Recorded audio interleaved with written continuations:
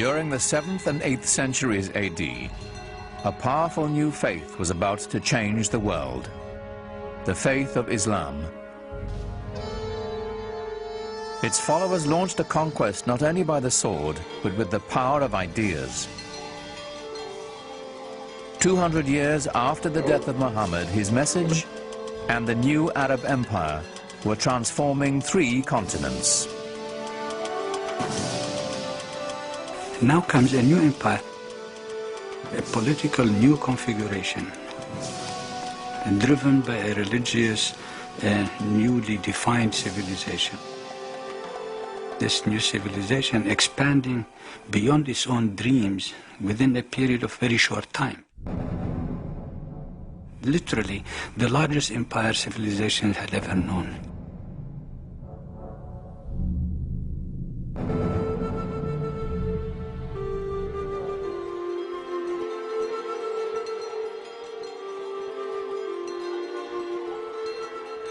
The Arabic word for conquest, fatu, literally means openings. Islam sowed the seeds of its faith to the 4 winds, and a world of opportunities opened before it. But the vast empire's spiritual core remained at its birthplace, the holy city of Mecca.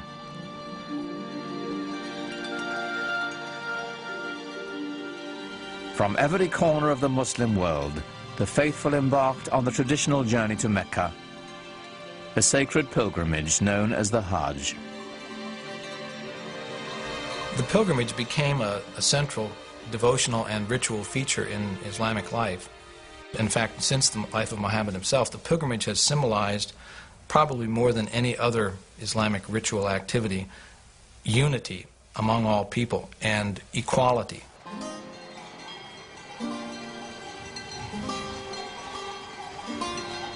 The Hajj set humanity in motion. For the first time since the reign of Alexander the Great, cultures and caravans now flowed freely. Borders closed for 1,000 years opened. Both ideas and goods went back and forth over incredible distances. Since every Muslim is enjoined once in his life to visit Mecca, it means that there were caravans carrying goods and pilgrims and ideas and people. And they all met together in Mecca once a year, and then things would radiate back home. So if there was an invention that was discovered in Samarkand, it could be within the year that it would be known in Cordova. Where pilgrims trod, traders soon followed.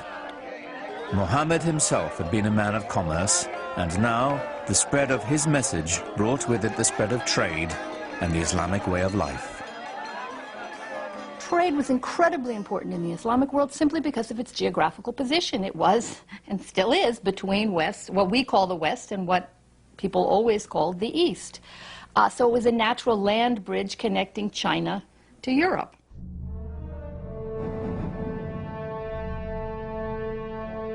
In only 2 centuries, Islam had extended its reach from Spain all the way to the edge of India. It took nearly a year to travel from one end of the Arab Empire to the other. At its heart was a fabled city of wealth. It was called Baghdad.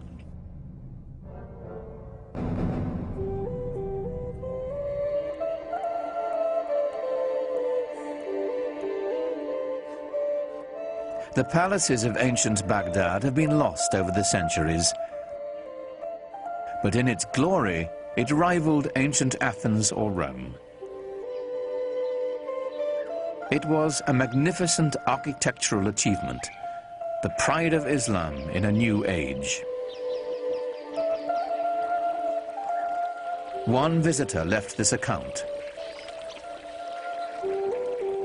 All the exquisite neighborhoods covered with parks, gardens, villas, and beautiful promenades are filled with bazaars and finely built mosques and baths. They stretch for miles on both sides of the glittering river. But what made this the greatest city of its time was more than just what met the eye. It was the company it kept. Scholars made Baghdad the jewel of the world. Certainly from the 8th century on, Baghdad was the center of learning in the Islamic world, and all major innovations either came from Baghdad or quickly came to Baghdad because the best people came to Baghdad, the best thinkers, the best philosophers, the best artists. They came in search of answers to pragmatic questions. The empire's meteoric growth had left its new leaders overwhelmed. They had staggering engineering and logistical problems to contend with. Solving them would take the greatest minds of the day. Under the new empire now, you are responsible for public hygiene, you are responsible for the marketplace, you are responsible for goods being sold in the marketplace. All of those require some basic elementary sciences. This new civilization, having a need for science, really stems from the need to run that empire. The best minds rose to the call. The finest were welcomed at a center of scholarship, Baghdad's renowned House of Wisdom. It was a magnet for scholars and intellectuals who came and worked in the academies. There were public libraries associated with the palace, and scholars came from all over the empire. And there were scholars from Iran, there were scholars from Byzantium who came. Some were Christians, some were Muslims, some were Jews.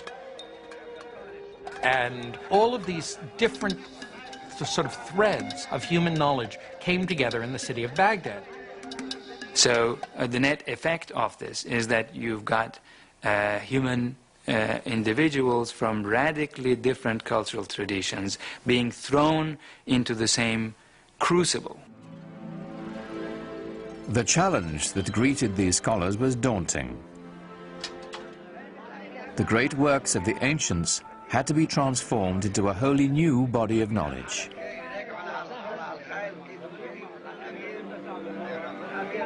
Competition for jobs developed within a new intellectual elite. And from there on, every single scientist is competing for that job. They were competing among themselves almost just in the same way that modern bureaucrats and modern academicians will fight among themselves.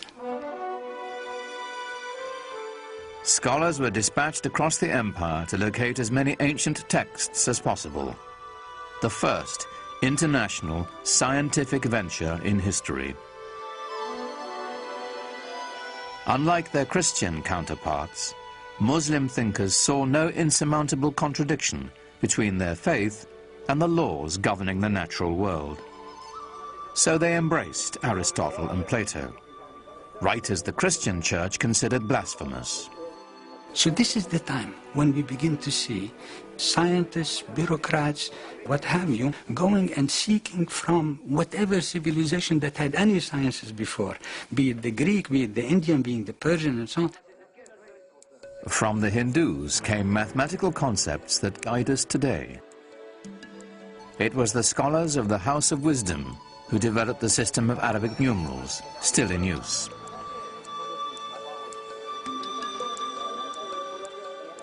It is they who translated and transformed the writings of the Greeks and made a gift of them to the modern Western world. The Renaissance had its beginnings in Baghdad. They managed to assimilate quite a lot of the rich legacy of the Hellenistic world, translated into Arabic initially, which was then made available to all other participants in the new Islamic civilization. Arabic emerges as the language of learning throughout the region. This is a very significant development in human intellectual history. Having amassed the knowledge, the Muslims now began to challenge it. This was perhaps their most important contribution. The scientific process was born. They wanted to know why a very intelligent Greek scientist whose text they were just admiring and they were verifying it. Why would he make a mistake in the first place? So they began to dig. Was it because he didn't have the right instruments, or is it because he didn't have the right methodology to use the instruments for the verifications of observation? It is this spirit. You see, the spirit of questioning, the spirit of saying that we have to build science constantly on a systematic, consistent basis where we make a physical proposition of how the universe ought to be run, and the mathematical representation of that physical universe ought to match. Now you begin to have what I call the birth of the new Islamic science. Algebra and trigonometry, engineering and astronomy, countless disciplines integral to our lives today, trace their roots to Islamic scientists. More surprising, perhaps, were their innovations in medicine.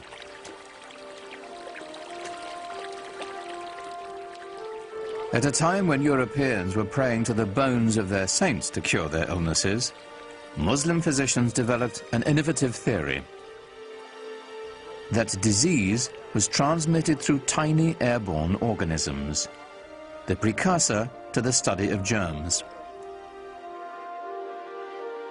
They determined that sick patients should be quarantined and then treated. This is the basis of the institution most fundamental to medicine today, the hospital. Funded mainly through religious endowments, Muslim hospitals had separate wards for patients suffering from different kinds of disease. Even mental illness was treated. Their studies of anatomy were so sophisticated that they remained in use by Muslim and European physicians for 600 years.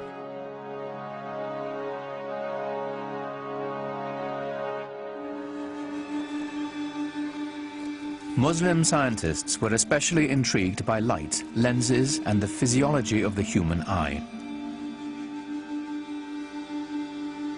The father of optics was a Muslim named Ibn al-Haytham.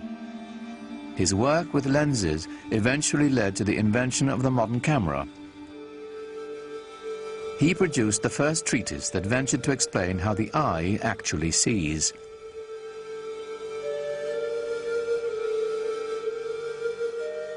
A 1,000 years before the West dared to take up the practice, Muslim doctors were removing cataracts surgically, clearing them from the eye with a hollow needle.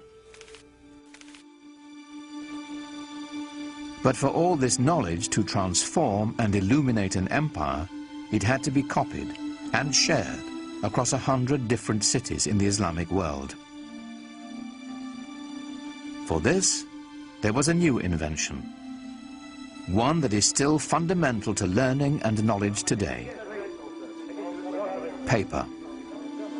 Around the year 700, 750, when Muslim armies reached Central Asia, they encountered paper for the first time. And very quickly, the Muslim bureaucracy started using paper. You find that, within 50 years it's in Syria, and then a few years after that it's in Egypt, and then it's in North Africa, and then it's in Sicily, and then it's in Spain. And that's where Europe learned to make paper from. They learned to make it from the Arabs. We begin to have people with family names like papermaker. So in other words, not only that paper was available, it must have become a very, very widespread industry. And hence, the acquisition of books must have also become very easy. With the wide use of books and paper, hundreds of scribes, some of whom were women, were kept busy transcribing the translations and new writings of the Baghdad scholars. All of this knowledge that's being acquired from the Greeks and from the Indians and from Central Asia and stuff is all being written down in books on paper, and that these books are being copied and recopied and sent around. We know, for example, that there was a street of booksellers with more than 100 shops, each one with paper and books for sale. And this is a time when, you know, in Europe, a monastery would be lucky if it had 5 or 10 books. While the monks of the West were hoarding their wisdom on scraps of expensive parchment, paper enabled Islamic civilization to spread its newfound knowledge far and wide, creating a single community linking 3 continents. So the chief distinction, therefore, of Islamic civilization, in addition to the fact that it made new leaps of originality, new transformations in traditions of learning and everything else possible, is the fact that it enabled human beings to consider the possibility of thinking about the globe as a single unit, humanity. In all the broad empire, there was one place the Christian world could experience the lifestyle Muslims now took for granted: southern Spain.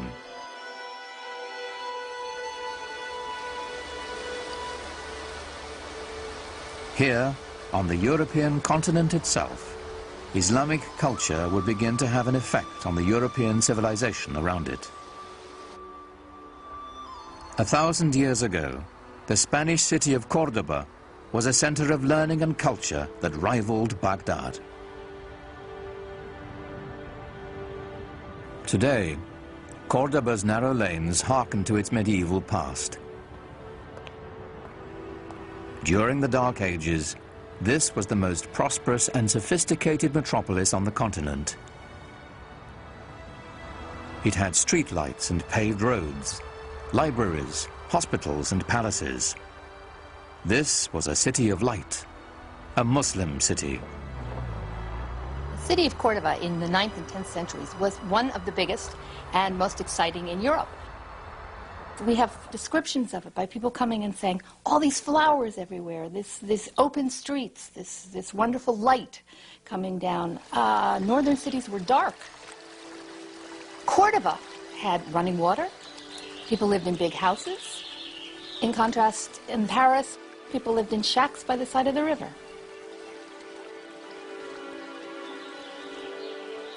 The glory of medieval Cordoba is here, in what is now the great Roman Catholic Cathedral in the middle of town. But the Cordoba Cathedral of today began its life as a mosque, one of the grandest of the Islamic Empire. The Great Mosque in Cordoba was simply the biggest mosque in the biggest city in southern Europe. When you climb up into the church tower, which used to be a minaret, you look out over this expanse of roof, it's quite amazing to see this cathedral, complete with flying buttresses, popping up out of the middle of this massive mosque.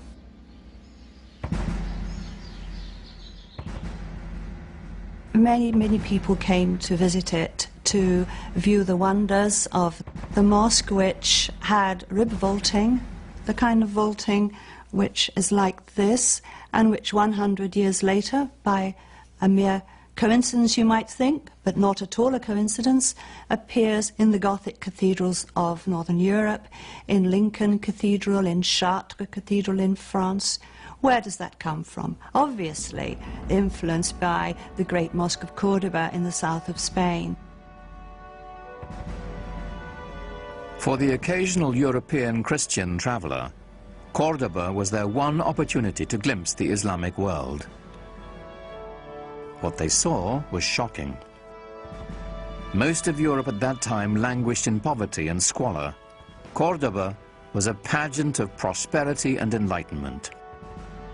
In the 10th century, there was a Saxon nun with the unpronounceable name of Hrotswitha, who called medieval Cordoba the ornament of the world. She was very, very taken with the place, and there you are, she's a Christian nun.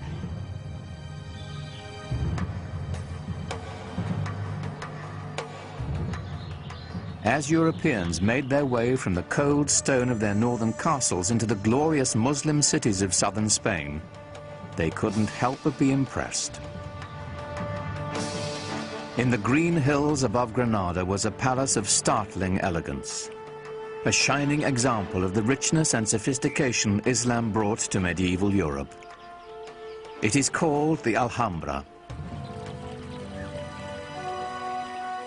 The Alhambra is perhaps the most famous example of Islamic architecture to most Westerners. It is the best remaining example of what a medieval Muslim palace would have looked like.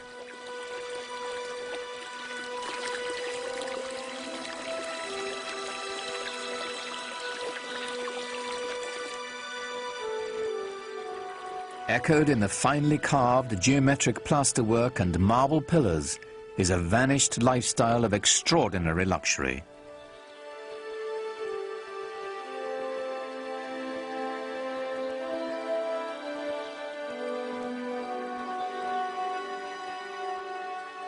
The Alhambra reveals the pinnacle of Islamic culture and urbanity. The beauty of the Alhambra is not so much in the individual details. No, it's more the combination of everything. That is, this wonderful sort of orchestrated interplay of different textures and surfaces, of light and space and water playing inside and outside of buildings.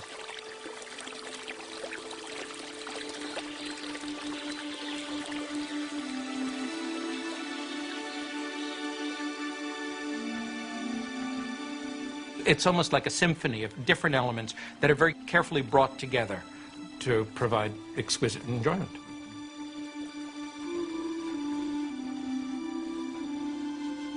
Here, the Muslim elite relished the good life. Reposing on lush carpets, surrounded by perfume and music, the privileged few debated the nature of God, the subtleties of Greek philosophy, or the most recent mathematical revelations from India, while they dined on spiced delicacies served on Chinese porcelains. They strolled the grounds through gardens irrigated by complex gravity-fed water systems.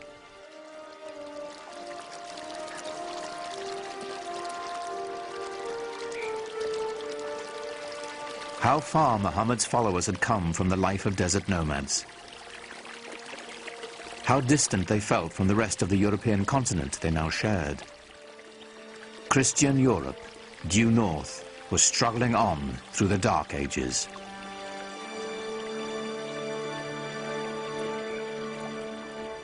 But at the dawn of the 11th century, a tragedy in Jerusalem would put Muslims and European Christians on a collision course.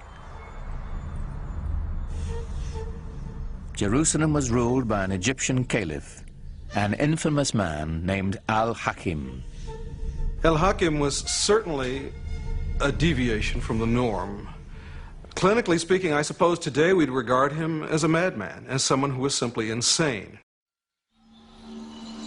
For 200 years, Christian holy places in Jerusalem had been respected and protected by Muslim rulers.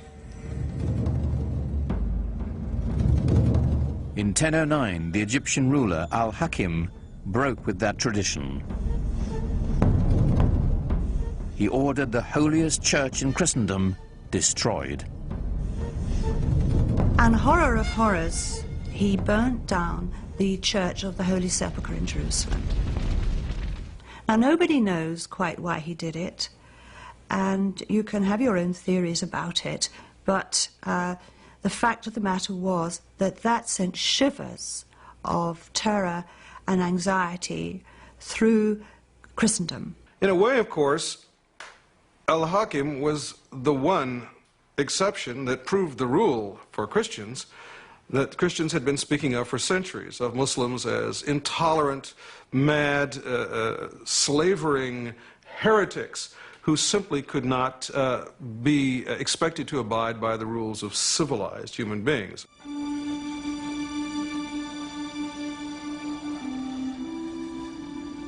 The fact that Al-Hakim's successor rebuilt the Church of the Holy Sepulchre, it was done by 1048 with Byzantine help, didn't cut any ice. There was this perception now that things were not going well in the Holy Land. In Europe, anti-Muslim sentiment simmered. By 1095, it reached the boiling point.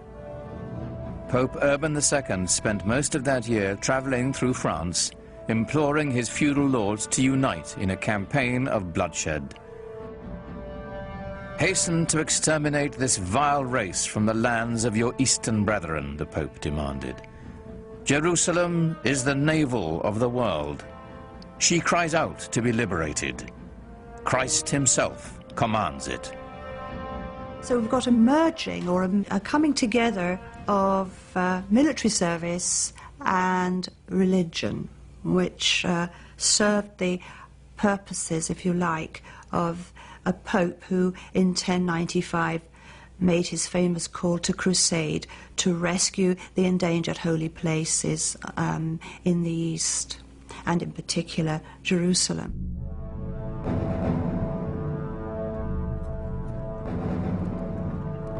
In 1097, Muslim shepherds in Syria caught their first glimpse of a sight that would soon strike terror throughout the Holy Land.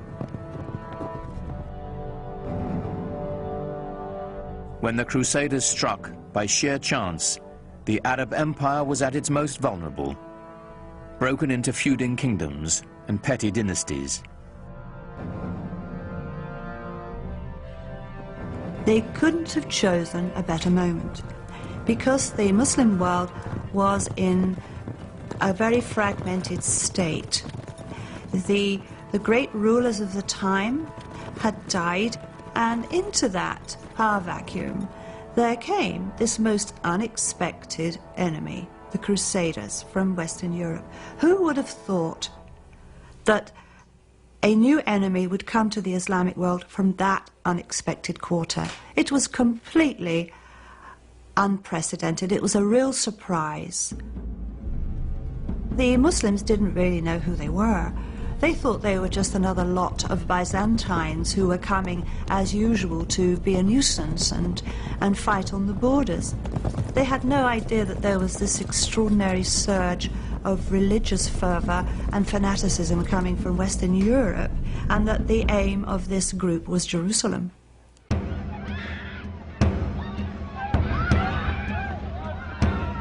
History is haunted by days of incomprehensible horror. Few are darker than July 15th, 1099, when the Crusaders entered Jerusalem.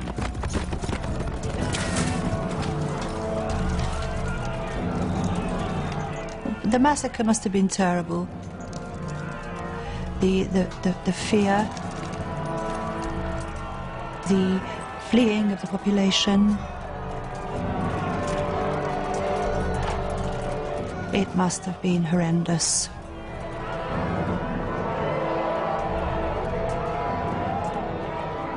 From a letter to the Pope from the Crusaders.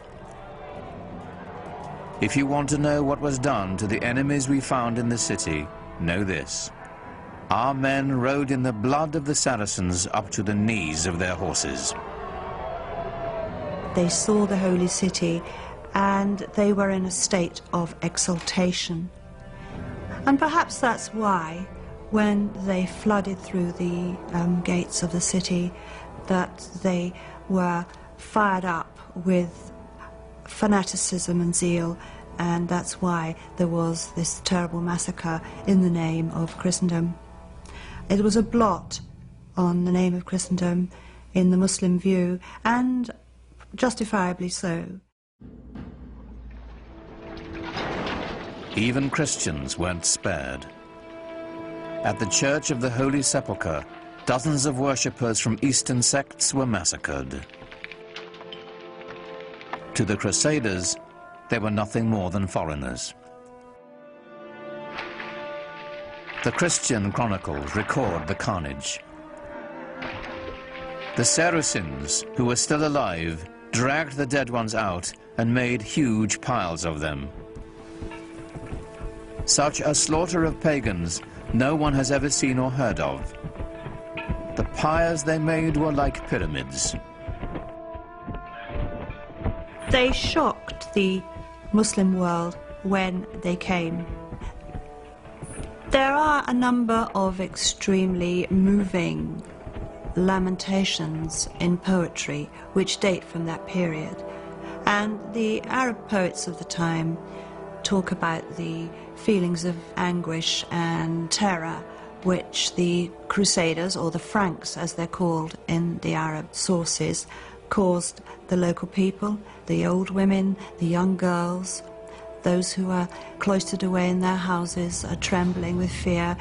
The whole imagery is that of the rape of their land and the terrible impurities caused by these barbarian infidels coming into their sacred space. We have mingled blood with flowing tears, and there is no room left in us for pity. To shed tears is man's worst weapon when the swords stir up the embers of war. When blood has been spilt, when sweet girls must hide their lovely faces in their hands for shame.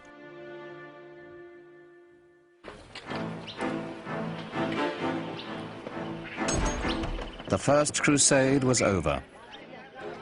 Of the 100,000 men who began the campaign, most would eventually return to Europe, having had only a glimpse of Muslim life. The job of occupying Jerusalem and the surrounding countryside fell to the 20,000 who remained, indefinitely.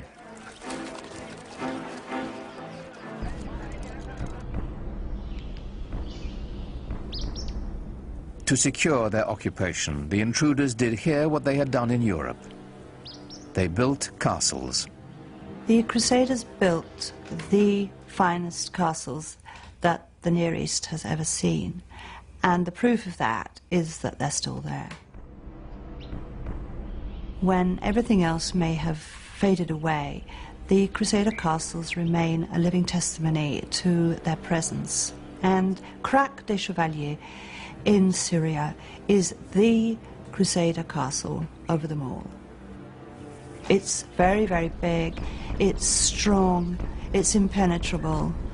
It's a living example of the way that a number of the Crusader castles couldn't be taken by siege. You can see for miles and miles from it and see the other castles that would have been, in visual distance for communication by fire and smoke signals. It's got, all the accoutrements of a good medieval castle with battlements and turrets and places for pouring boiling oil and other liquids down onto the enemy. But inside that castle, what was life really like? It wasn't merriment and festivity, it was constant fear. You had to be on the lookout in case someone was trying to mine the castle or to climb over the walls with scaling ladders. The people outside, the population, the local peasantry, they were not friendly, so you had to watch their movements all the time. It was a terrifying place. The Crusaders made treaties and broke them. They harassed the traders who passed by their castles. As they raided caravans, the Crusaders learned of a luxurious lifestyle unheard of in Europe. Well, materially, the Crusaders were just blown away by what they found in the Middle East, and they took a lot of it back with them. Inlaid metalwork, textiles, silks, things like that they had just never seen in such quantities before. The good life. These things they brought back to Europe, some as souvenirs, and in fact there was a whole industry that developed in the Middle East of providing souvenirs for the Crusaders to take back.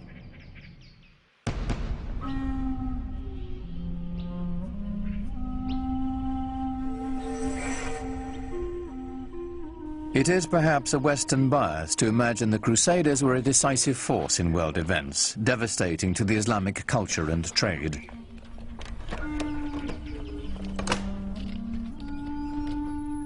The truth is, while the knights of the Crusades were bunkering down in their castles, Islam was spreading its influence and flourishing.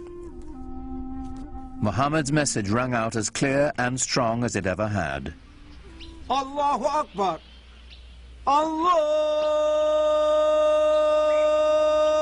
Akbar.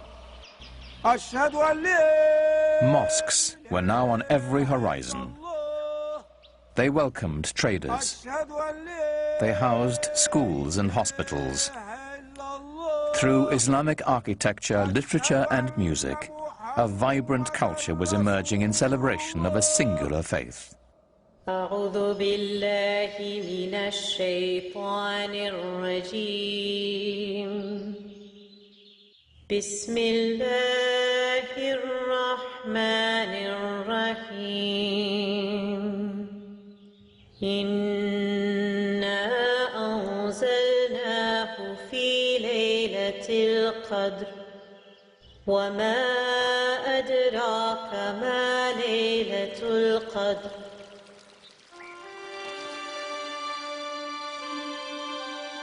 Faith had launched an empire.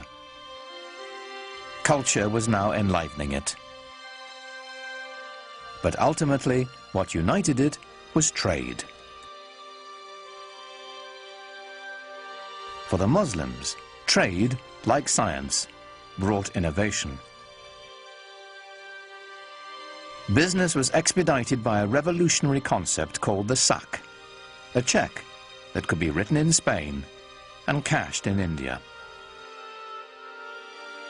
Writing a check assumes that someone's going to honor it and cash it at the other end, and that if you give the money or you have the money in one place, that someone will say, I have access to that somewhere else. So this implies that you have some kind of central bank or central loan organization who's going to be good for the money. So it frees up your ability to travel. It frees up commerce, because again, the money doesn't have to be moved from Samarkand back to Cordoba in order to go back the other way the next year, so that you can base it all on trust and faith. And Muslims became some of the greatest merchants of Middle Ages. And the greatest craftsmen as well. From the Persians, Muslim blacksmiths learned how to fold steel to give it strength and flexibility. The swords made in Toledo and Damascus had no equal in the world.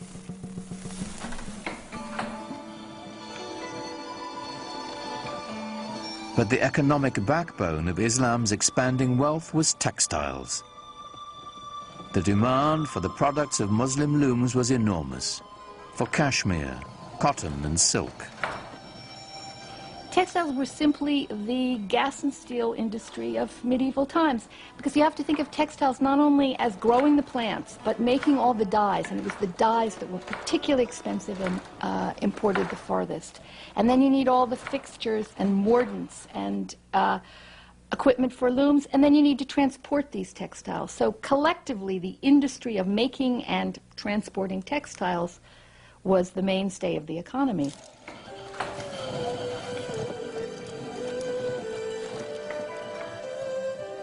While Europeans settled for coarse woolen and linen garments, Muslims wore brocaded fabrics of organdie, damask and taffeta, words that came into the English language from Arabic and Persian. The fabrics that were produced in the Islamic world were among the finest ever produced.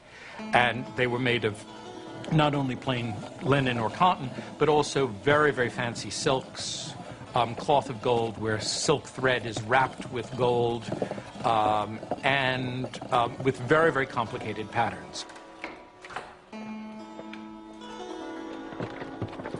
These complex patterns were coveted by wealthy Europeans and the church as well. When the Christians needed a cloth worthy of wrapping the bones of their saints, the choice was obvious. They looked to a Muslim loom. But sometimes the fabrics were trimmed with decorative Arabic text from the Holy Quran. And so the words of the Prophet sometimes appeared in shocking proximity to Christendom's holiest icons. It is not unusual to find in Italian Renaissance paintings, for example, to find paintings of the Virgin wearing a robe of very fancy patterned cloth, and precious silks embroidered with gold or woven with gold designs. Sometimes they would say things with an Arabic inscription on it, which says, "There is no God but God, Muhammad is his prophet," in Arabic.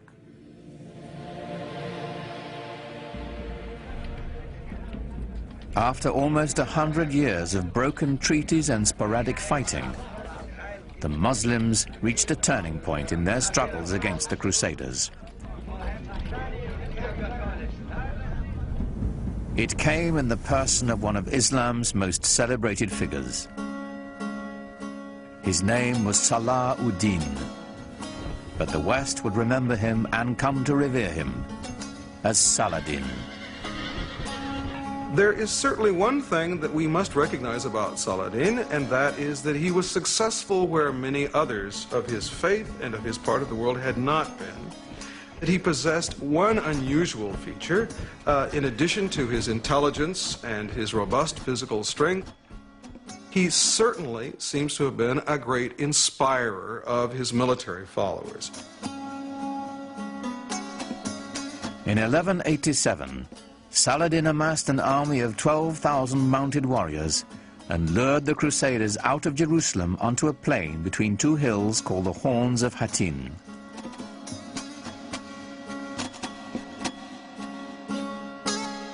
On the evening of July 3rd, after a long march, the Crusaders camped on a barren hillside. There was nothing but a waterless terrain. And we're talking about July, we're talking about the Middle East, we're talking about incredible heat and no water. As dawn approached, Saladin's men set fire to the tall grass, and a strong wind carried the flames into the Christian encampment. And very soon they found themselves surrounded, as in the Muslim tactic, by their enemy. And panic set in.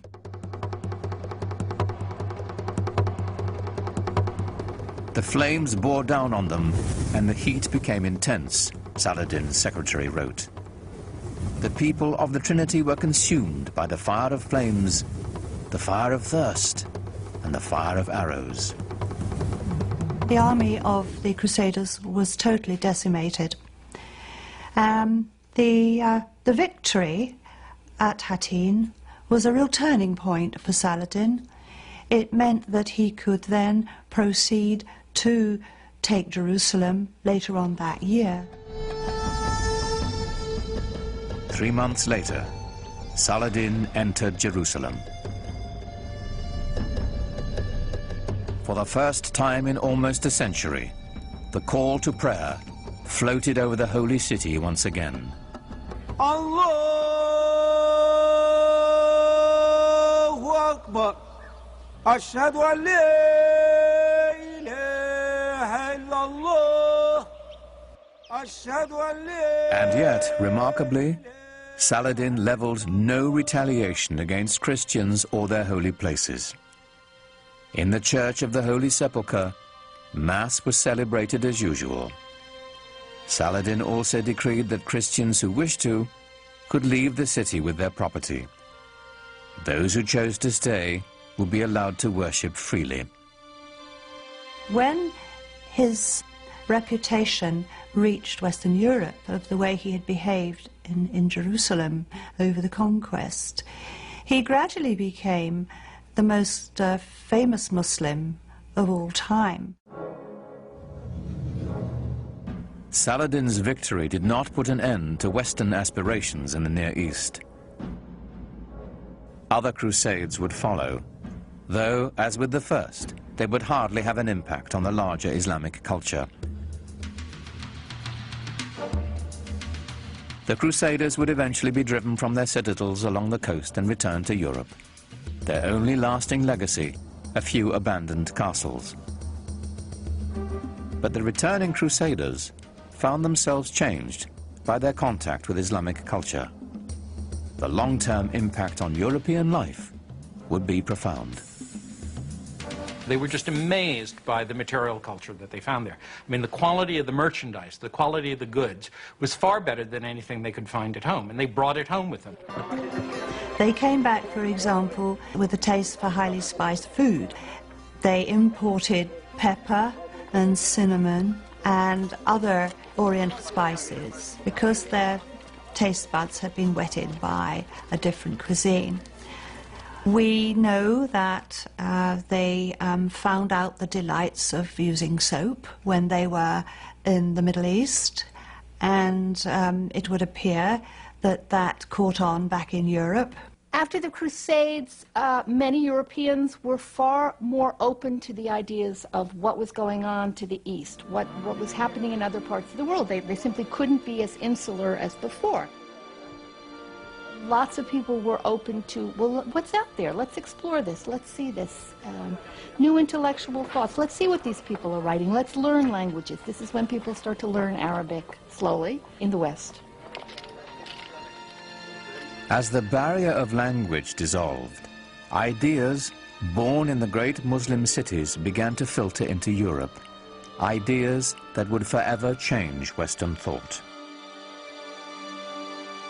The great Italian theologian Thomas Aquinas used the writings of the Muslim philosopher Averroes to justify the clear separation of faith and reason, a Muslim ideal that formed the basis of all scientific inquiry and led to the European Renaissance. Averroes himself appears in Raphael's classic Renaissance painting of great Western thinkers. Here, alongside Plato and Aristotle, stands a vivid reminder of the debt the world owes Islam. The scope of Islamic civilization has now reached levels which certainly were not accomplished by any other civilization, known civilization of the world. It actually unified parts of our globe in ways that had not been witnessed before. But this golden age of Islam was not to last.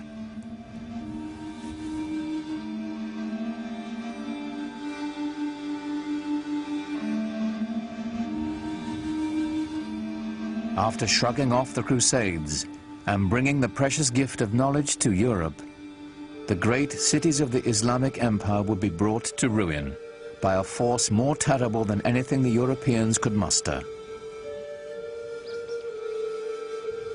Their libraries destroyed, the wealth plundered, the empty cities stood mute in the aftermath of a devastation that descended upon them not from the west, but from the east. It's known as the Mongol catastrophe.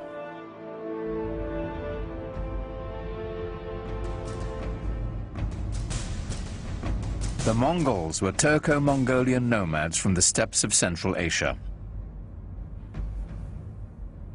In the 13th century, they rampaged across much of Eurasia between the Ukraine and China. It wasn't long before they entered Islamic Persia.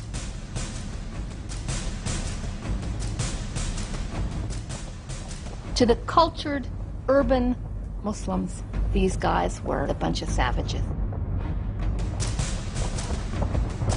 When you entered the Mongol army, you came with yourself and 3 horses, and you lived off the horses. First you drank their blood, and then when you moved far enough away, you killed them, you slaughtered them, and you ate their meat.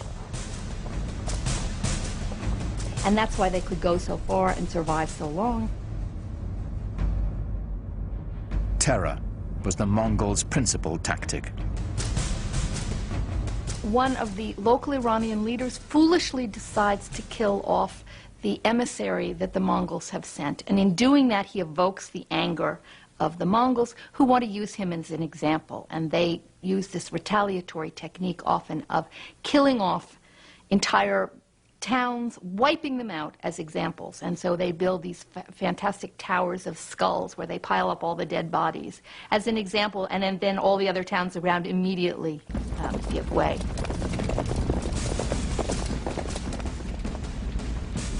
City after city fell before them. It was only a matter of time before they reached the center of Islamic power.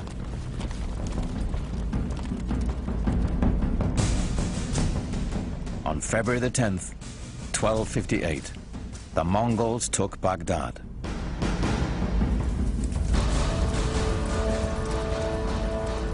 According to the Arab chroniclers, the Mongols put Baghdad to the torch and killed 10,000 inhabitants. Mosques and libraries, the collected knowledge of centuries, were all set ablaze.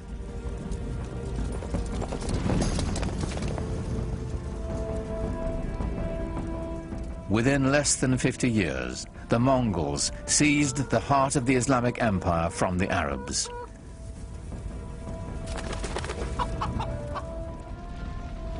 Islamic civilization seemed poised for destruction, lost to posterity. But then something remarkable happened. While the consensus of opinion is that Mongols were a devastating force, I personally feel that they also had a very positive effect on Western Asia and the world of Islam. They opened the world tremendously. Allahu Akbar, Allahu Akbar. And historically, the most significant thing about the Mongols for us would be that they became Muslims, most of them, in the end. Converted to Islam and then became, after being these tremendously destructive forces, some of the greatest patrons of the arts and letters in all of Islamic history.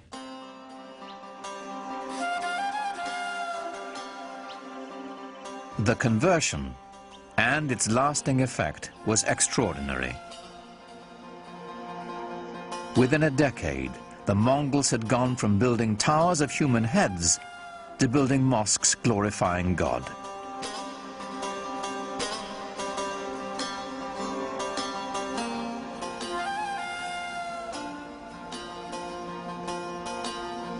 It is not surprising to me that the land conquered the conquerors. The Mongols themselves became Muslims or Islamic leaders par excellence. The Mongols transformed Islam. Now Islamic power could be held by anyone, not just the Arabs who had created it. The Mongols threw open the door for the great gunpowder empire to follow.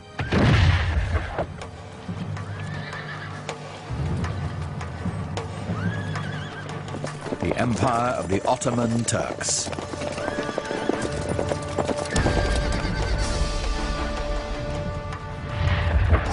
Islam was now set on a new course of expansion to both the East and the West, marching to the beat of Turkish drums.